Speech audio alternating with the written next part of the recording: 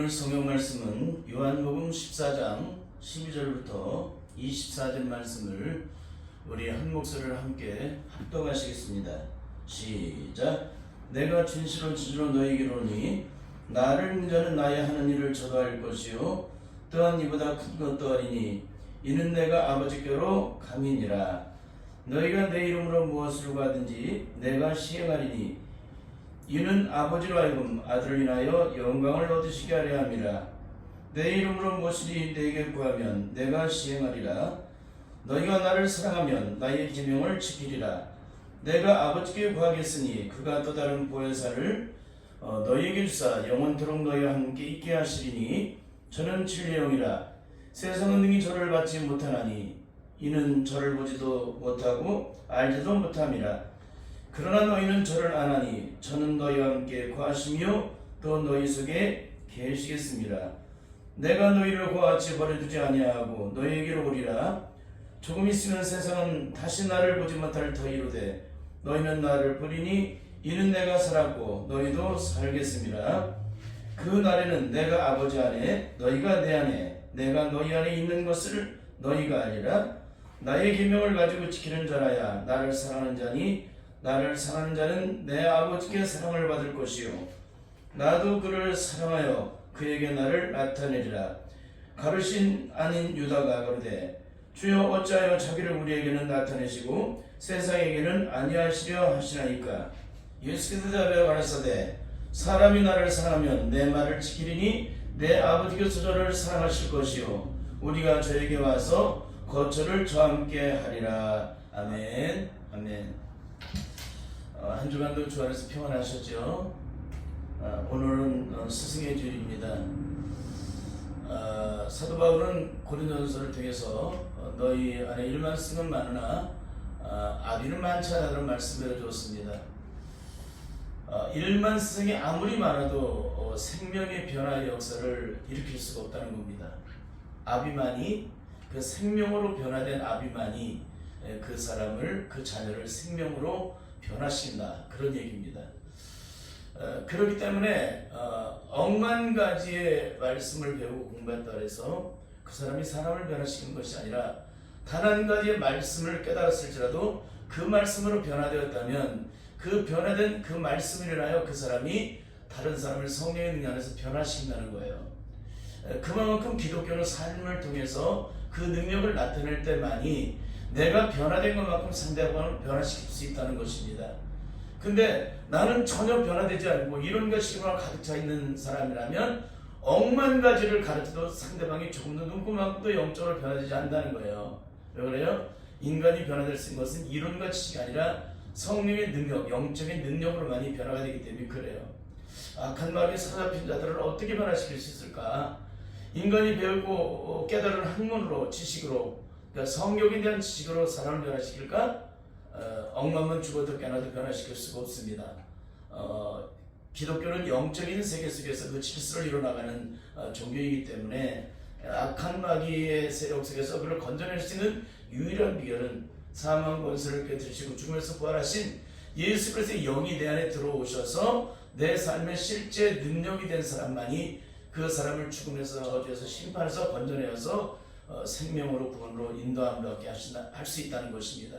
반드시 이 말씀을 깨달을 수 있기를 바랍니다. 오늘은 요한복음 14장 12절부터 24절의 말씀을 통해서 구원의 영적 점검 시리즈 8번째 시간으로 성경 66권을 다 통달했을지라도 그 깨달음이 삶의 영적 능력이 되지 못하면 아무런 소용이 없다. 다른 말로 성경 66권을 완벽하게 다 통달해서 억만 가지를 깨달았을지라도 그 깨달음이 실제 내 삶의 영적인 능력이 되지 못하면, 그래서 승리를 이루지 못하게 된다면 그 깨달음은 아무런 소용이 없다는 거예요.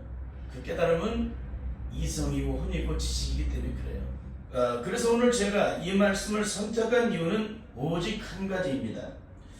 아무리 일평생 열심히 배우고 공부해서 성경 66권을 다 통달하고 요한계시록을 다 꿰뚫었을지라도 실제 삶에서 그 깨달은 말씀이 내 삶의 영적인 능력이 되지 못한다면 그 능력으로 세상을 이기고 죽음을 이기고 심판을 이기는 능력이 되지 못한다면 내가 깨달은 말씀, 내가 배우고 공부한 이 말씀들은 죽은 일을 이론일 뿐이지 전혀 영적인 능력이 되지 못한다는 것입니다. 왜 그럴까요? 하나님 나라는 말에 있지 않고 능력이 있기 때문에 그래요. 하나님 나라는 말로 갈 수 있는 나라가 아니에요. 지식으로 가는 나라가 아니라는 거예요. 아브라함처럼 끝까지 그 하나님을 바라보는 믿음으로 순종할 때만이 믿음으로 가는 나라예요. 그러니까 끝까지 믿음으로 순종할 수 있는 사람이 어떤 사람이요? 배워서 공부해서 지식으로 이론적으로 깨달은 사람은 죽었다 깨어나도 못 가요. 사망 권세를 깨뜨리시고 죽음에서 부활하신 예수 그리스도의 영으로 거듭난 자만이 끝까지 그 고난과 시험을 이기고 승리함으로 하나님 나라의 영광에 들어갈 수 있다는 것입니다. 그런데도 오늘날 수많은 사람들은 착각하기를 요한계시록을 다 깨뜨리면 마치 능력 있는 것처럼 천국을 따는 당상인 사람이 된 것처럼 그렇게 착각하고 있다는데 영적인 심각함이 있다는 거예요. 여러분 성경 66권 또한 특별히 요한계시록을 다 깨뜨렸다고 천국에 들어가요? 절대 못 들어가요. 이론과 지식으로 억만 가지를 깨달아도 소용이 없어요. 그거를 배우고 공부해서 그것을 통달해도 소용이 없어요. 천국은 이론과 지식으로 깨달음으로 내가 하나님 나라에 들어갈 수 있는 게 아니라 그 깨달은 말씀이 실제로 내 삶의 영적 능력이 되어 끝까지 악한 마귀새과 싸워서 승리를 이룬 자만이 그 믿음을 끝까지 지킨 자만이 천국에 들어가는 거예요. 그런데도 오늘날은 뭐예요? 요한계시록을 다 깨뜨리고 그걸 해부해서 하나부터 열까지 모르는 것이 없다면 그 사람은 마치 천국에 들어갈 수 있는 사람으로 이 마지막 싸움, 이 영적 싸움에 어떤 심판과 죽음도 이길 수 있다고 착각하게 만들고 있다는데 영적인 심각함이 있다는 거예요. 예, 절대 못 이겨요.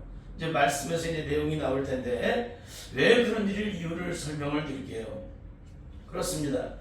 이렇게 이런 생각을 갖고 있는 것이 한국 교회이기 때문에 이단들이 판을 치는 거예요. 너무 기가 막히죠? 그런데 똑같이 하는 것이 뭐냐면 이단들과 똑같이 여기저기 사방발방 돌아다니면서 배워가지고 요한계시록 이런 책이다. 전혀 어려운 책이 아니다. 이런 얘기를 하고 돌아다니는 거예요. 내가 요한계시록을 알아서 그걸 지식적으로 다 머리에 기억해서 내가 마지막 죽음 이후에 내 영만이 살아있을 텐데 그때 내가 배우고 공부해서 이론적으로 지식으로 깨달은 그것이 어떻게 내 영 속에 그것이 능력이 될 수가 있어요. 그건 혼적인 영역인데. 그러니까 이게 굉장히 심각해서 제가 자꾸 이 말씀을 증거하는 거예요. 이것을 아무리 말해도 영적으로 깨닫지 못하고 지금까지 걸어온 습관을 따라 그 정해진 제도 법도를 따라 그런 관행을 따라 거기에 굳어졌기 때문에 제가 아무리 영적인 얘기를 해도 그 얘기 안 들어가는 거예요. 이거 얼마나 심각한 거예요. 그러니까 여러분 제가 전하는 말씀을 여러분이 이해가 되지 않아도 깨달기 위해서 영적으로 주님 앞에 엎드릴 수 있길 바라요. 안 그러면 절대 생명을 얻을 수가 없습니다. 여러분 영적인 자는 영적인 일을 원해요. 육적인 자는 육적인 일을 원해요. 우리는 이렇게 아름다운 세상을 보면 더 좋은 아름다운 세상을 이보다 더한 세상을 보기 위해서 발버둥을 쳐요. 우리의 환경이 요만큼 있었지만 더 좋은 환경을 해서 끝까지 그 육신의 삶의 행복을 위해서 몸부림을 치게 되어 있습니다. 육적인 자는 육적인 일을. 근데 영적인 자는 어때요? 영적으로 내가 들었던 말씀으로 만족하는 게 아니라 그 외에 다른 말씀을 증거하면 거기에는 어떤 존귀한 축복이 있을까? 그런 영광이 있을까? 영적으로 이런 얘기를 하면 귀를 기울여서 그것이 내 능력이 되도록 끊임없이 몸부림을 쳐서 변화를 이뤄나간다는 거예요. 영적인 세계는 무한하기 때문에 우리가 눈으로 보고 귀로 듣고 깨달은 영역으로 만족될 수 있는 나라가 아니에요. 영적인 세계가. 그 세계는 영원무궁한 세계인데 근데 중요한 것은 제가 전하는 이 복음이 더 이상 진보를 유지 못해요. 왜? 내가 받은 은혜로 그것으로 만족을 하기 때문에. 근데 그 사람은 절대 영적인 사람이 아니에요.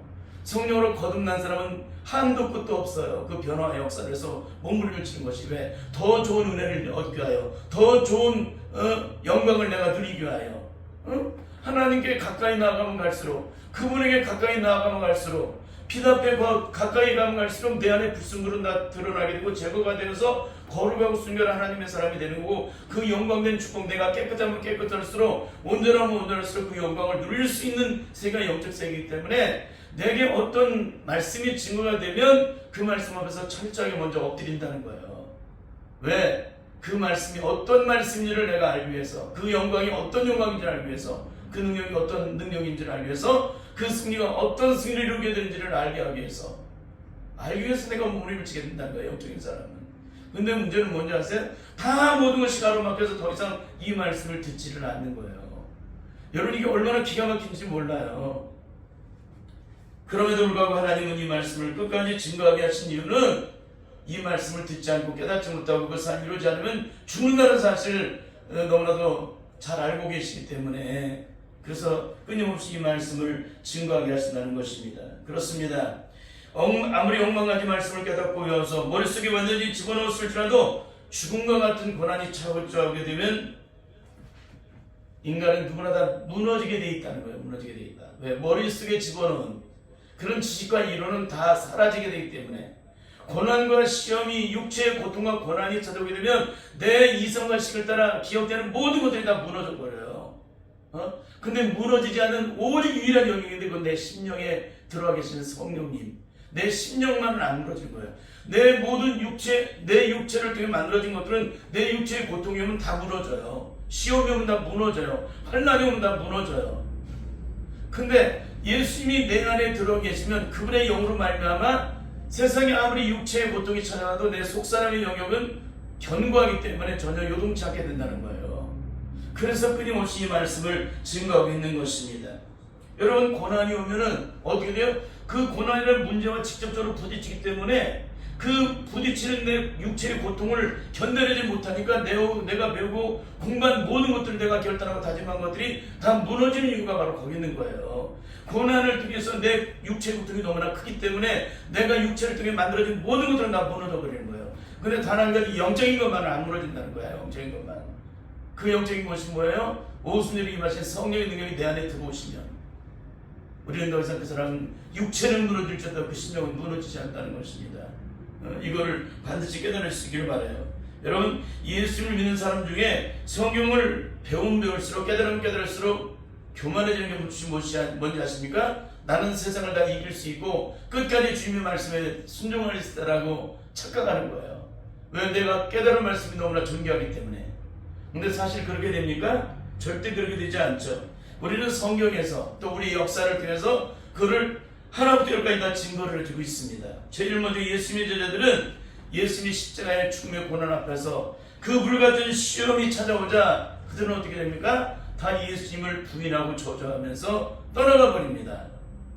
그들은 진짜 주님을 사랑했지만 그들에게 성령이 들어오지 않으니까 육신의 힘으로, 육신으로 말미암아 마음과 생각으로 주님을 사랑했던 모든 것들이 육체의 고난, 죽음이라는 것 자체가 다 무너져 버리는 거예요. 그러니까 여러분, 제가 지금 원하는 게 뭐예요?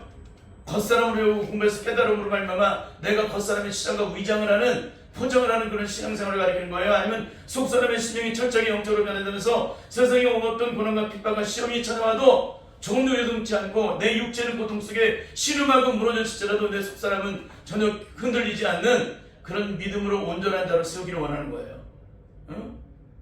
그런 온전한 자로 세우기를 원하는 거예요. 그렇기 때문에 이렇게 끊임없이 이 말씀을 가지고 증거를 하는데도 이 말씀을 잘 알아듣지를 못하고 이 말씀이 얼마나 존귀한지를 깨달은 자가 별로 없다는 거예요. 그러니까 너무나도 마음이 아픈 거죠.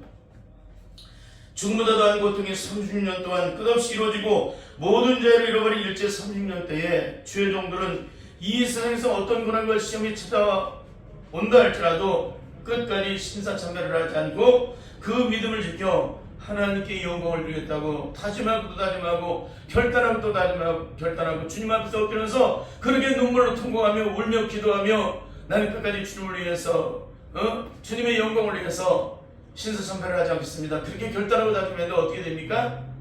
일본의 총칼 앞에서 어떻게 돼요? 부산 영도 앞에서 주의 종들이 다 옷을 벗은 채 일본 태양시를 향해서 그 이름으로 세례를 받는 기가 막힌 일이 벌어지잖아요. 6.25 때 동족상잔의 비극 속에서 목사님들은 공산당의 그 어떤 핍박과 고통과 죽음이 찾아와도 끝까지 하나님을 믿는 믿음, 오직 믿음으로 죽으면 죽이려는 그런 믿음을 가지고 그런 신앙을 가지고 끝까지 그 의미를 지켜 주님께 영광을 돌리겠다고. 그래도 그 고난과 죽음 앞에서 주님의 십자가를 바라보고 믿고 의지하면서 그들은 기도를 했어요. 내가 최후의 승리를 얻을 때까지 이 험한 십자가를 붙들고 가겠습니다라고 했는데 어떻게 돼요? 마지막에 하나님의 응답이 떨어지질 않으니까, 그렇게 처절한 고통 속에서 마지막까지 하나님의 응답이 오질 않으니까 그들은 하나님은 신은 없다라고 부인해버리잖아요. 이게 얼마나 처참한 거예요. 그들이 속사람 속에서 예수님을 만났다면, 예수님이 내 안에 들어오셨다면 어떤 일이 벌어져요? 겉사람 속에 아무리 고통과 시험이 찾아오고 고난이 찾아오고 죽음의 고통이 찾아오고 수많은 환난의 고통의 부지비만함 속에 내가 들어가 있을지라도, 내 몸은 고통 속에 매어서 이렇게 아픔을 겪을지라도 내 속사람의 신령은 주님과 영적으로 교통을 하고 나로 이 십자가 위에서 대신하여 고통을 받으신 그분의 사랑이 내 안에 들어가 있으니까 이 세상에서 어떤 고난과 핍박과 죽음을 시험해도 그것이 내게 고통으로 느껴지질 않는 거예요. 주님의 십자가, 사망과 십자가의 고난을 받으사 사흘만에 부활하시고 사망과 새롭게 주신 죽으면서 부활하신 그분의 영이 내 안에 들어오시게 되면, 그분의 십자가에서 나로 예배 주신 사랑이 얼마나 큰지를 알기 때문에 내가 받은 고난, 육체의 고난이 아무것도 아닌 것으로 느껴진다는 거예요. 이게 속사람 속에서 예수를 만난 자의 모습이에요. 근데 6.25 때나 1736 때나 예수님의 십자가의 고난 앞에 있는 제자들은 어떻게 됩니까? 오순절에 성령을 받지 못하니까 다 자빠지고 넘어지잖아요. 그러니까 아무리 아우성을 치고 발버둥을 쳐도 소용이 없어요. 오순절에 임하신 성령의 능력을 받지 못하게 되면, 그분이 내 안에 들어오셔서 주인 되어서 함께 동거하는 삶을 살지 않으시게 된다면, 우리는 세상에서 어떤 시험이 오든지 우리는 어떻게 돼요? 다 패배를 당해요. 만전만패를 당해요. 여러분, 이것을 잊지 마시기 바랍니다. 그런데 오늘 우리에게 만일 이런 고난과 핍박이 온다면 어떻게 될까요? 주님 앞에서 나는 끝까지 다 승리를 할 수 있다. 성경을 다 배우고 또 수많은 예수님 시대에 또 일제시대 6.25 때 믿음을 지키지 못하고 패배한 이들의 실패를 다 공부해서 배웠기 때문에 그 공부를 배운 사람은 어떻게 돼요? 나는 죽어도 안 넘어진다고 생각을 하는 거예요. 가룟 유다는 30에 예수님 팔아먹었어? 예수님의 제자 수제자는 예수님 저주하면서까지 주를 부인했어. 나는 절대 안 그럴 거야. 나 그렇게 대단한 얘기를 해요. 내가 배우고 공부해서 깨달았기 때문에. 근데 문제가 뭡니까? 그때와 지금은 비교를 할 수가 없는 거예요. 환경적으로, 상황적으로, 여건적으로. 지금 모든 자리가 다 보장되어 있잖아요. 그때와 지금을 비교한다면 엉망무지 일도 안 돼요. 상황적인 여건들이, 환경적인 여건들이. 예수를 믿을 수 있는 자체가 그렇게 힘들고 어려울 때예요. 그때는 목숨을 바꾸어야만 하는 그런 시대 속에서 이들이 넘어졌다면, 이렇게 편안하게 안일하게 아무런 고통도 고난 없는 우리들이 그렇게 큰 소리 뻥뻥 친다면 그분들이 어떻게 생각하시겠습니까? 참 기가 막힌 얘기죠? 우리는 지금 작은 시험 앞에서 그렇게도 아웃으로 치고 몸부림을 치면서 나는 절대 실패할 수 없다라고, 실패하지 않는다고 그런 어리석은 말을 하는 거예요. 여러분, 이런 인생이 되어서는 절대 안 되는 거예요. 여러분, 예수님이나 일제 36년이나 6.25 때 고난당하는 그분들은 성경을 몰라서 어떻게 승리를 이루는지도 그걸 몰라서 이분들이 실패하는 거예요? 절대 아니라는 것입니다. 이분들은 우리보다 더 많이 알아요. 그런데도 실패가 오는 거예요. 시험과 고난이 찾아오게 되면 그 시험과 고난이 내가 이길 수 있는 거예요. 내 의지로? 내 의지로는 죽어도 이길 수 없는 시험들이 오는 거예요, 우리에게는. 근데 그 시험을 이길 수 있는 유일한 비결은 뭡니까? 오순절에 성령을 받으면 그 고난과 시험을 넉넉하게 이기는 거예요. 그래서 좁은 길을 걸어도 밤낮 기뻐한다고 그러잖아요. 이게 얼마나 기가 막힌 얘기입니까? 여러분, 그렇습니다. 그렇게도 주님을 바라보고 주님을 의지하고 주님을 위해 죽겠다고 다짐했던 이분들의 모든 결정과 다짐이 악한 마귀가 되는 세상의 모든 시험 앞에서 속수무책으로 다 넘어져요. 이것은 인간의 의지와 방법으로는 아무리 발버둥을 쳐도 철저하게 패배를 당한다는 거예요. 이거는 절대로 여러분들이 이것을 깨달아야 될 줄 믿습니다. 그러니까 진짜 성령을 받으시라는 거예요. 진짜 제가 말하는 건 불에 쪼인 자가 되지 말고 성령의 불을 받아라. 예수님께서 베푸시는 성령의 불을 받아라. 마귀가 갖다준 마귀의 영을 받지 말고 예수 그리스도의 성령의 능력으로 충만을 받아 뒤집어지라는 거예요. 깨지라는 거예요. 완전히 속사람의 영역이 뒤집어지고 깨져야 돼요. 겉사람은 그분이 덮어지면 소용없습니다. 그분이 내 안에 들어오시게 되면 내 속사람을 변화시키세요. 그분이 내 겉사람에게 오시면 겉사람밖에 변화 안 시키세요. 그분이 내 속사람 속에 들어오시도록 철저하게 엎드려서 기도하라는 거예요. 그렇지 않으면 그 사람의 인격이 누구만큼도 안 변해요. 억만 년을 살아도 죄악된 저주의 안반 속에 갇혀서 끝없이 고통할 수밖에 없다는 것입니다. 사랑하는 여러분, 아무리 성경 66권에 나와 있는 말씀을 완전히 다 깨닫고 해서 이 세상 전지 그 어떤 누구든지 성경을 가르친다고 할지라도 성령의 능력을 온전히 받지 못하게 되면 이것은 무엇을 의미하는 것일까요? 그것은 오직 한 가지 이론과 지적으로 아는 말씀일 뿐이지 절대 영적으로는 능력이 없다는 거예요. 그렇기 때문에 그런 말씀은 억만 가지를 깨달아도 죽은 이론일 뿐이라는 겁니다. 죽은 이론이라는 거예요. 그럼 우리는 어떤 영적인 삶을 살아가야 될까요? 오늘 예수님께서는 본문의 말씀을 통해서 십자가를 지게 되면 어떤 능력과 영광이 우리에게 임하게 되는지, 또 어떤 승리가 우리에게 임하게 되는지를, 어떻게 승리가 우리에게 이루어지게 되는지를 말씀해 주시고 있습니다. 첫째는 내가 떠나가도 너희는 마음에 근심하지 말라. 내가 떠나가도, 내가 이 세상을 떠나가도 너희는 마음에 근심하지 말라. 하나님을 믿으니 또 나를 믿으라. 하나님 믿는다면 나를 믿어야 한다는 그런 얘기를 해준 거예요. 그 이유는 내 아버지 집에 구할 것이 많다는 것입니다. 그렇지 않으면 너희에게 쓰리라. 내가 너희를 위하여 처소를 예배하노니 가서 너희를 위하여 처소를 예배하면 내가 다시 와서 너희를 내게로 영접하여 나 있는 곳에 너희도 있게 하리라. 내가 가는 곳에 그 길을 너희가 하리라. 내가 가는 곳에 그 길을 너희가 하리라. 여러분, 천국에 성령으로 거듭난 자는 어떻게 돼요? 천국에 가는 길을 알까요, 모를까요? 알게 된다는 거예요. 근데 자는 잠을 자다가요, 참 마음이 아픈 얘기를 하는 거예요. 대부분의 예수 그리스도를 믿는 사람이 세상 사람하고 똑같은 얘기를 해요.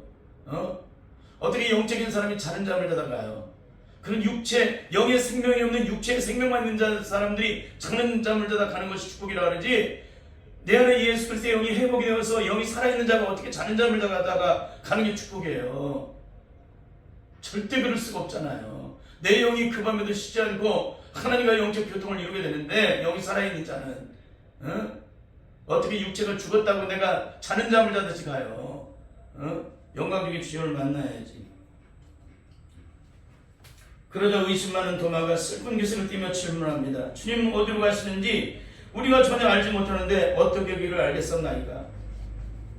그러자 예수님이 6절을 통해서 이렇게 말씀을 하세요.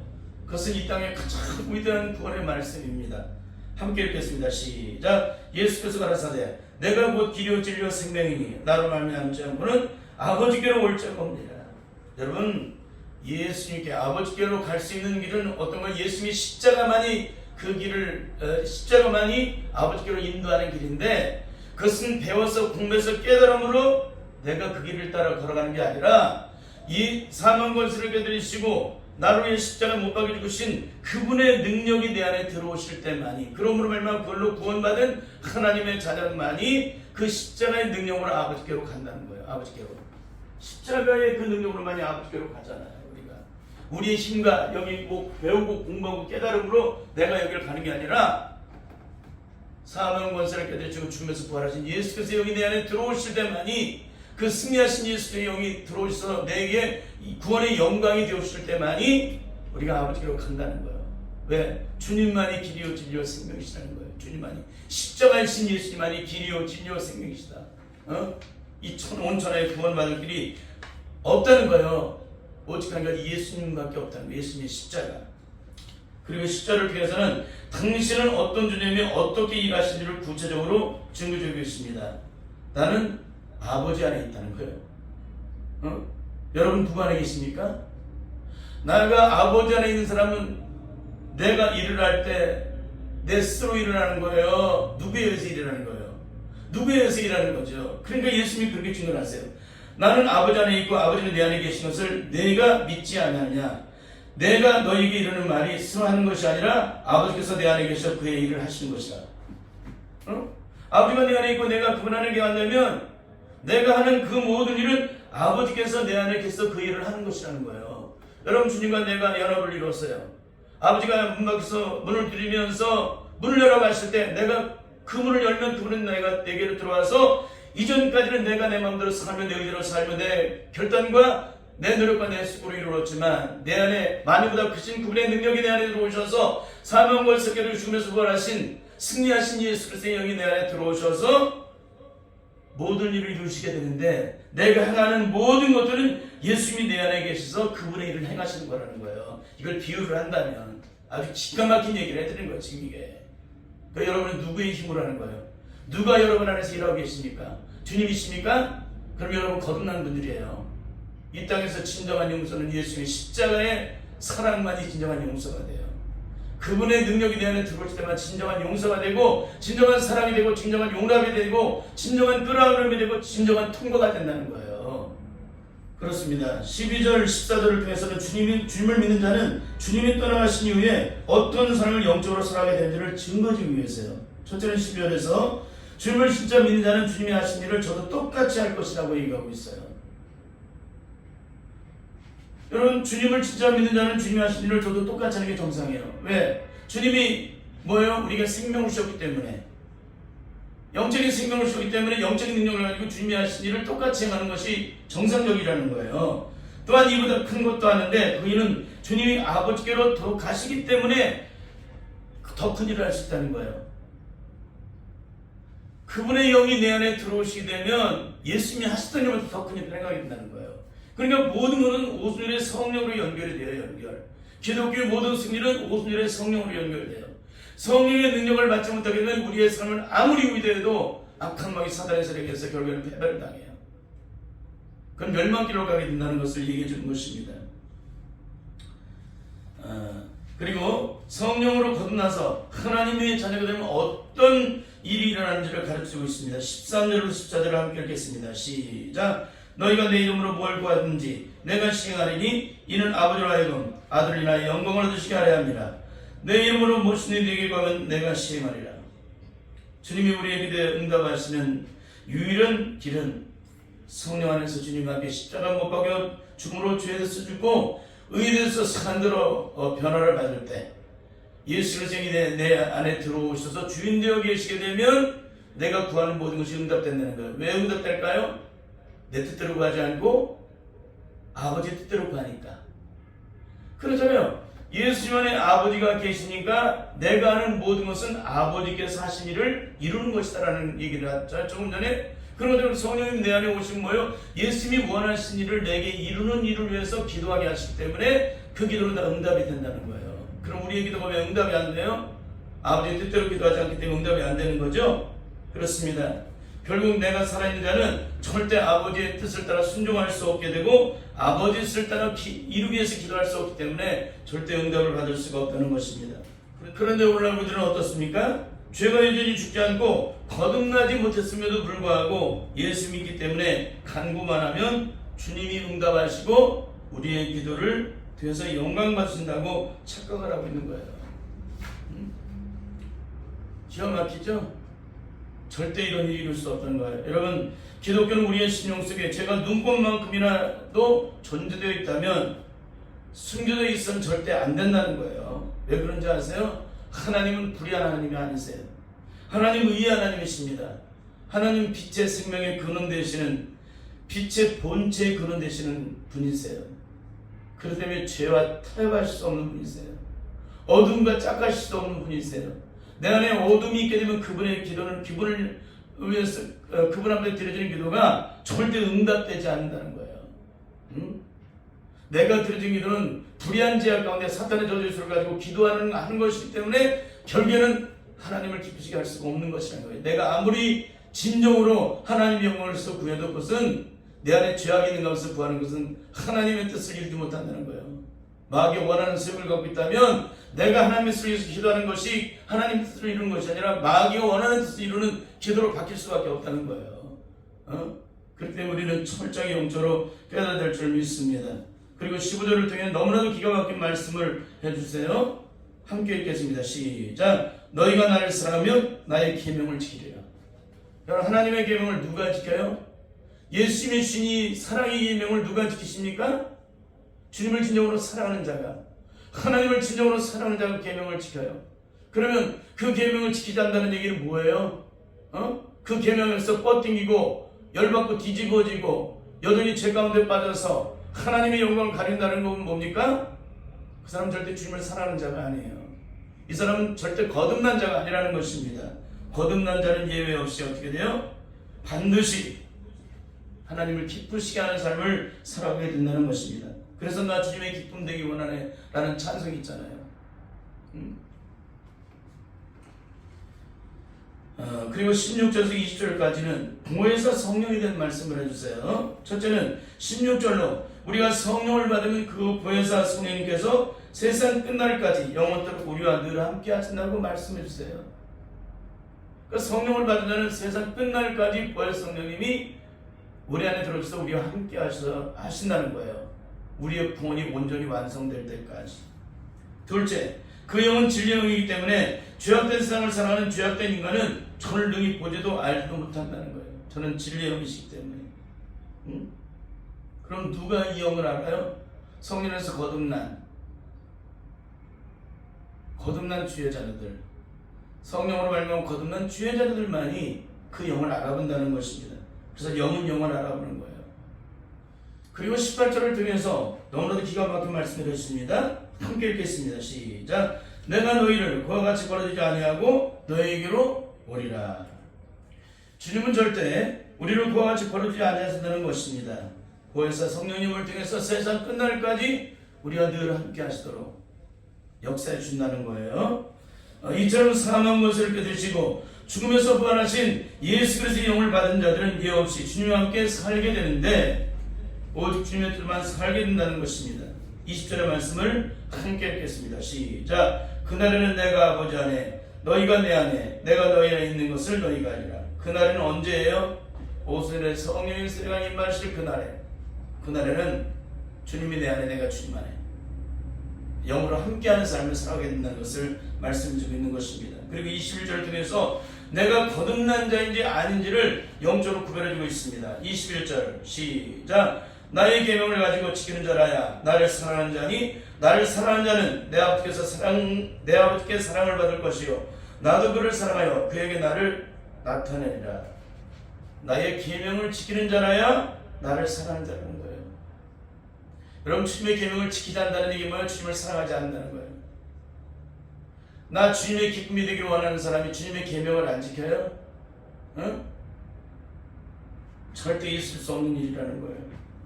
이것은 뭐 성령 66권을 다 통달하고 요한계시를 다 꿰뚫었을지라도 주님의 계명을 온전히 지키지 않는다는 절대 거듭난 자가 아니라는 거예요.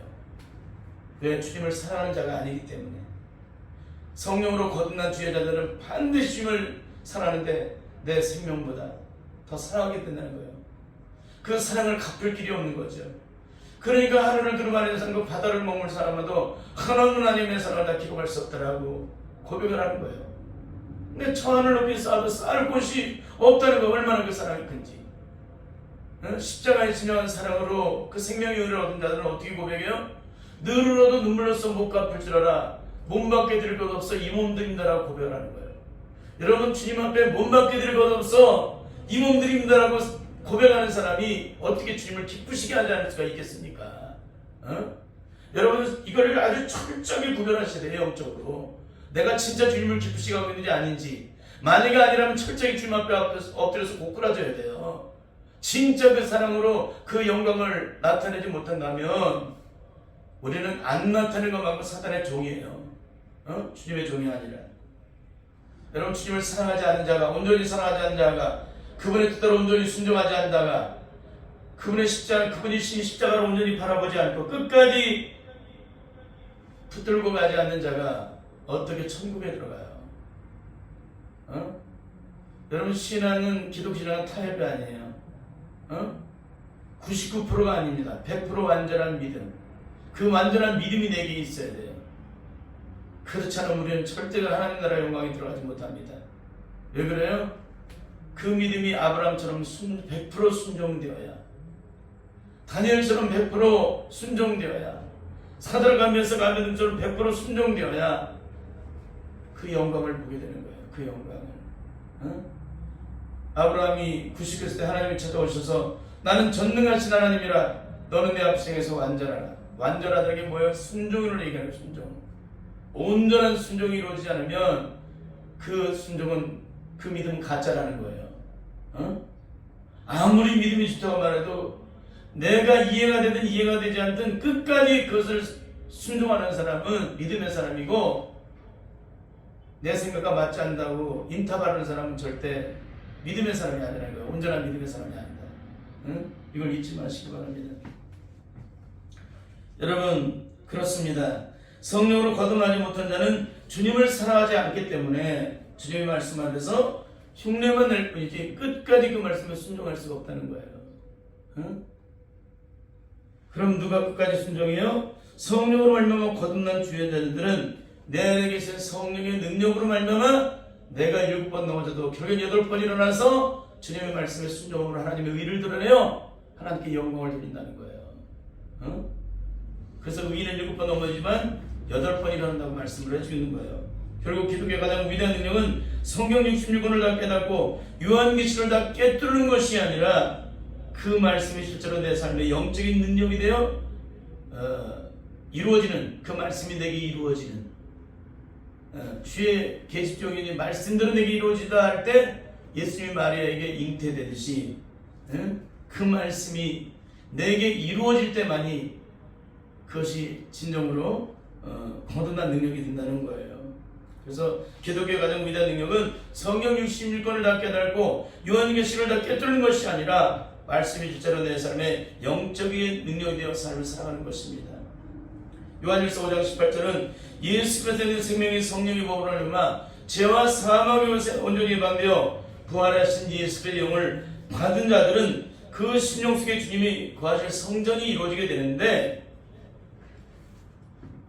왜 이들은 음부의 권세가 이기지 못하게 되는지를 말씀해 주고 있어요. 함께 읽겠습니다. 시작. 하나님께로 난 자마다 범죄치 아니한 줄을 우리가 아노라. 하나님께서 나신 자가 저를 지키심에 악한 자가 저를 만지도 못하느니라. 하나님께로 나신 자가 저를 지키심에 악한 자가 저를 만지지 못하느니라. 그러니까 예수님을 내 안에 모신 자들은 누가 나를 지키시는 거예요? 하나님께서 나신 분, 바로 예수님이 우리를 지키신다는 거예요. 그래서 악한 자가 저를 만질 수가 없다. 뭐 환경이나 상황을 통해 우리에게 끝없는 고난과 시험과 고통을 안겨다 줄 수 있지만 우리의 생명을 해할 수가 없다는 것입니다. 성령은 우리의 본을 주님의 나라일 때까지 완성시켜 주신 분입니다. 그 성령의 능력이 아니고서는 절대 주님을 주라 신할 수 없고 승리할 수가 없습니다. 반드시 오순절에 성령을 받음으로 승리함으로 땅까지 증인되는 놀라운 역사를 이룰 수 있는 우리 모든 성도들이 다 될 수 있기를 예수님의 이름으로 간절히 축원합니다. 아멘.